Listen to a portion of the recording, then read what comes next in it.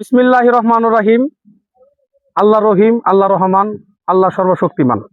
আমি বলিয়ারদির উত্তরপাড়ার মসজিদে আছি। একটু আগে একটা ভিডিও বানাইছিলাম। আমাদের মসজিদের সামনেই যে রাস্তাটার অবস্থা খুব খারাপ। এখন এই মসজিদের, উত্তরপাড়ার মসজিদের সম্মানিত ইমাম সাহেব, ওনার মুখ থেকে শুনতে চাই উনি মুসল্লির ব্যাপারে এবং রাস্তাঘাটের ব্যাপারে। কারণ উনি একজন ইমাম, হইলে একজন নেতা। উনি হলো আমাদের এলাকার নেতা, আমাদের মসজিদের ইমাম। আমরা ওনাদেরকে সম্মান করি, ওনাকে ভালোবাসি। ওনার মুখ থেকে আমরা এই বিষয়গুলো শুনতে চাই। আসো এখন ইমাম সাহেব হুজুর থেকে শুনি। হুজুর, আপনি আপনার মুসল্লিদের ব্যাপারে কিছু বলেন। আসসালামু আলাইকুম রহমতুল্লাহ। সম্মানিত দর্শনার্থী যারা শুনতেছেন, আলোচনা এই রাস্তাটার ব্যাপারে। এটা মসজিদের সামনের রাস্তা। শুধু মুসল্লিরা এখান দিয়ে আসা যাওয়া করে না, হাওরে যারা কৃষি কাজ করে কিছু পণ্য এই রাস্তা দিয়ে, এবং তারা যাতায়াত এই রাস্তা দিয়েই করে।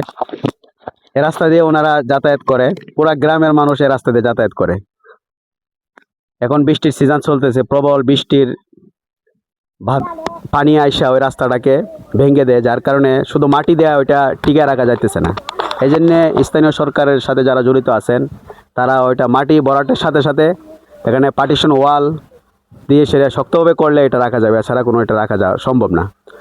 এই রাস্তাটা হয়ে গেলে যারা কৃষক আছে তারাও আওড়া যাইতে পারবে এবং তাদের কৃষিপণ্য আনা নেওয়া করতে পারবে, এবং মুসল্লি সহ সবাই এলাকার মানুষের এই গৃহস্থলীর যে পণ্য আছে, পশুগুলো আছে, গরু ছাগল, এগুলো যাতায়াত করতে সুবিধা হবে।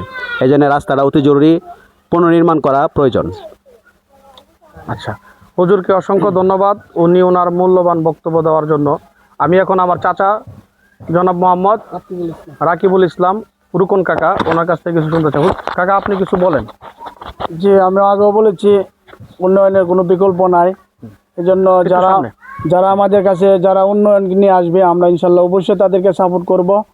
আর উন্নয়ন এমন এক জিনিস যেটা সমাজের মধ্যে অনেক বড় অবদান রাখে।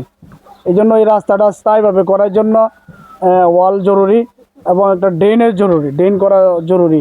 এই জন্য পুরো এলাকার পানি নামার জন্য আমি আমাদের স্থানীয় সরকার যারা আছে, চেয়ারম্যান মহোদয়ের কাছে অনুরোধ জানাই যে আমাদেরকে স্থায়ীভাবে একটা ড্রেন এবং এই গাটলাটা পরিপূর্ণভাবে এমনভাবে বাদ করে দেওয়া যাতে আর কোনো সময় বৃষ্টির পানিতে ভাঙতে না পারে। হ্যাঁ, মানুষের চলাচল যেন সহজ হয়, সুন্দর হয়। এই সবার সুস্বাস্থ্য কামনা করে আজকের মতো বিদায় নিলাম। আসসালামু আলাইকুম রহমতুল্লাহ বরকাত। অনেক অনেক ধন্যবাদ আমার বাতিজা শাহিন আলমকে, উনি আমাদের জন্য সুন্দর একটা ভিডিও করার জন্য।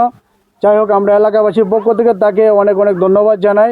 এবং আপনারা যারা দেশ বিদেশে প্রবাসে যারা আছেন, অবশ্যই তার জন্য একটু নজর রাখবেন। ইনশাল্লাহ সে যে সুন্দর মানুষের পাশে দাঁড়ায়, তার জন্য সহযোগিতা যে প্রয়োজন দরকার হয়, আমরা যে জায়গার থেকে আসি করবো ইনশাআল্লাহ। কাকাকে ধন্যবাদ, হুজুরকে ধন্যবাদ। হুজুর, আপনাকেও ধন্যবাদ আপনার মূল্যবান বক্তব্য দেওয়ার জন্য। চাচাকেও ধন্যবাদ। সবাই ভালো থাকবেন, ইনশাআল্লাহ আমার পাশে থাকবেন। আসসালামু আলাইকুম।